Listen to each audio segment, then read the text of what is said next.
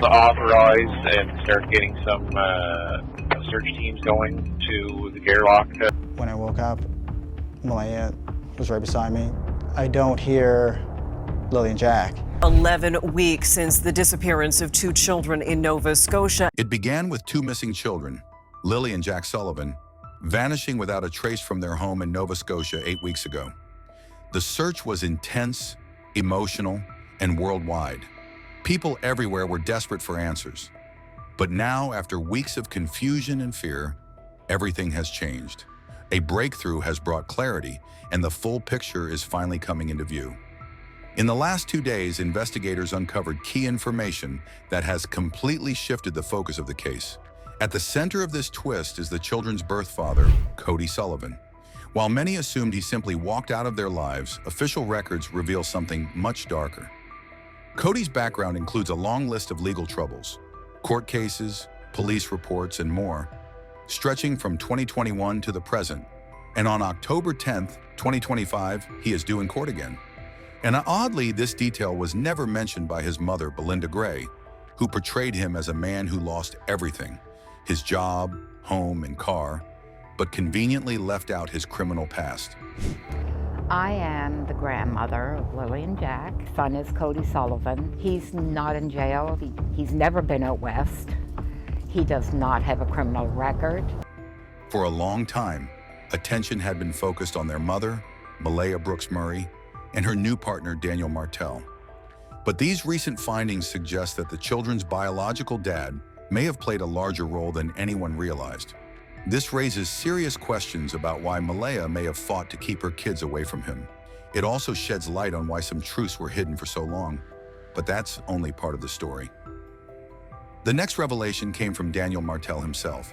On June 19th, he decided to speak publicly about his polygraph experience. What he revealed was shocking, not just to the public, but even to experts following the case. According to Daniel, the very first question police asked during the lie detector test was not about where the kids might be. It was, "Did you kill Lilly and Jack?" Right away, this showed that authorities had never truly believed the children were just missing.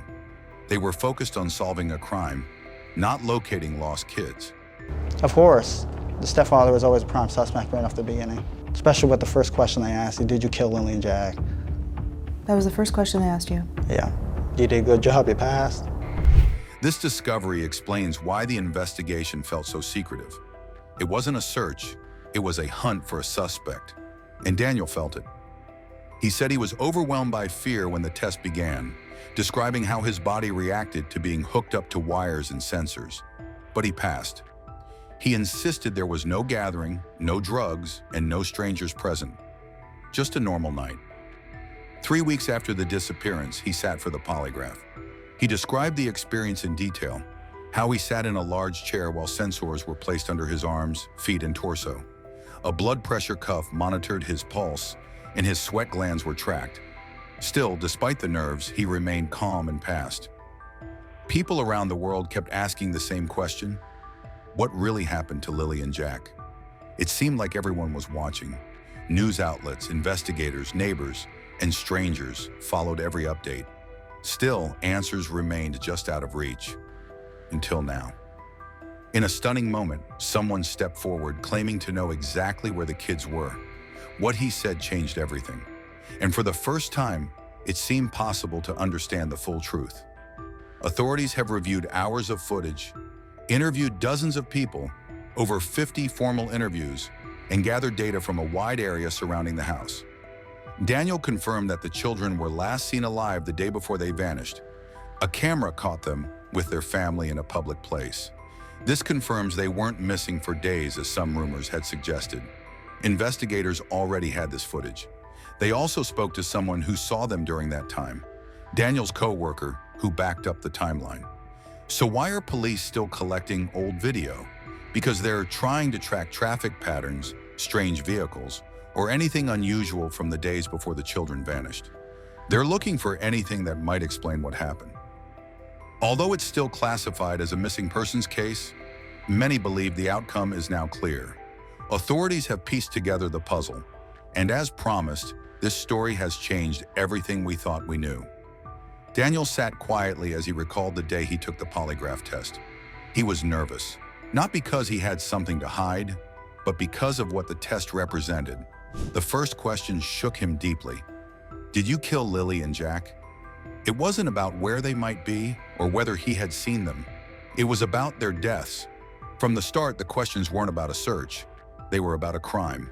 Every question that followed assumed the same thing, that Lilly and Jack were no longer alive. Did you help in the murder? They asked. Not once did anyone ask if he had taken the children somewhere, or if they might have wandered off. The entire approach showed that the police were convinced something terrible had happened. Daniel wasn't the only one questioned. He explained that the authorities had carried out over 50 interviews, many with his relatives and neighbors. His own session lasted 4 hours. For others in his family, interviews ranged from 1 to 2 hours. These weren't quick chats. They were serious and detailed. When asked who else took the polygraph, Daniel hesitated. I know, he said, but I can't say. I don't want to affect the investigation. Still, he confirmed that Malaya, the children's mother, also took the test, though he didn't know how she performed. When he finished his test, the results were immediate. You passed, they told him. It was a moment of relief. For Daniel, that was when everything started to shift. After that, he said, the investigators' focus began to move away from him. They didn't call as often. The pressure eased. That was the turning point, he explained. He also shared how the case had taken over public interest. It's become global, he said. Everyone wants to know what really happened. The mystery, the secrecy, and the silence from police only made it worse. There's more going on than people know, he hinted, but he didn't want to say too much. The case was still officially a missing persons investigation. Still, there were important facts Daniel wanted the public to understand, especially the idea that the children might have been gone longer than believed. That's not true, he said firmly. They were seen the day before they disappeared. Surveillance footage had captured them near the Holland Square Mall with Daniel, Malaya, and their sibling Meadow. This moment was shared with police, and even a co-worker of Daniel's spoke to officers to confirm what he saw in the parking lot. Daniel explained it was likely about patterns, vehicles seen in the area, traffic that stood out, or cars not normally present. Police wanted to compare footage, trace movements, and find anything suspicious. More photos and videos mean more clues, he said. It all counts as evidence. By now, investigators had collected hundreds of hours of surveillance. Daniel believed they were reviewing footage within an 8-kilometer radius around the house. He didn't know exactly what was found, but he did know that it had taken a month to gather and analyze. When asked if the police stayed in touch with him, Daniel said communication had slowed. Maybe once every 5 days now, he explained. In the beginning, they spoke daily, but now it was mostly him reaching out. How did that feel? It's both good and bad, he admitted. On one hand, fewer calls meant he was no longer seen as a suspect. They don't think I had anything to do with it, he said confidently. On the other hand, he missed having face-to-face conversations with the investigators. Over the phone or through text, it was harder to share little ideas or details that might help. Sometimes I just want to look them in the eye and explain something I noticed, he said. Still, Daniel took comfort in knowing he had been completely open. He had given his phone to investigators without hesitation. I even said they could go through my banking information, he added. He wanted to prove he had nothing to hide, and it seems they believed him. The forest was thick, tangled, and hard to move through. Branches twisted together, fallen trees blocked paths, and thorny bushes scratched at anything that passed. Believe it or not, this isn't even the worst area we've searched, said one of the team leaders. Some spots are harder, with layers of fallen logs stacked like puzzles. You have to crawl under or climb over. Despite public interest, search leaders asked people to stay away. We use trained dogs to follow human scent.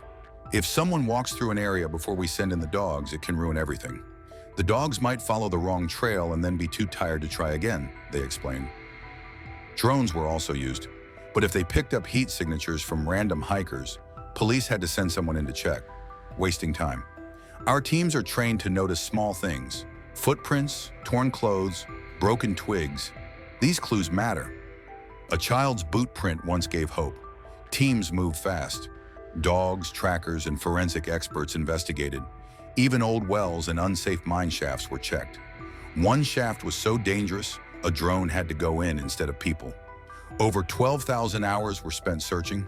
Still, the children weren't found. Some team members couldn't emotionally handle calling out the kids' names. Others were physically or mentally drained. Eventually, areas were covered again.